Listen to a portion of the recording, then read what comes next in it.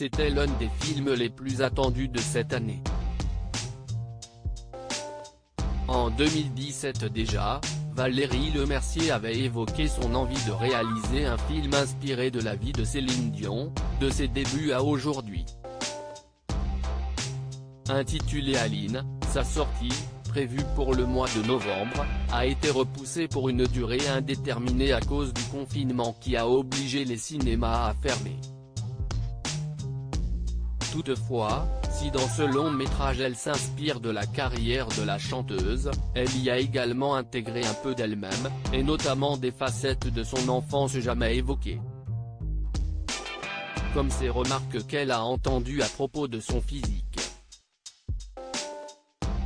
Si elle assure que la famille de Céline Dion l'a toujours trouvée mignonne malgré les choses désobligeantes sur son physique, ce n'est pas le cas de Valérie Lemercier, qui a entendu bien des remarques, et ce au sein même de sa famille. Quand j'étais ado c'était rude, lance-t-elle dans les colonnes de Télé 7 jours, en kiosque lundi 2 novembre.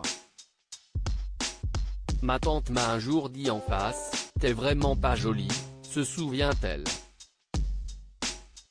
Une remarque terrible face à laquelle la comédienne ne s'est pas laissée démonter, se disant que ce n'est pas grave, il n'y a pas que le physique dans la vie, je peux bien faire autre chose comme jouer la comédie. La scène rend plus beau, assure-t-elle.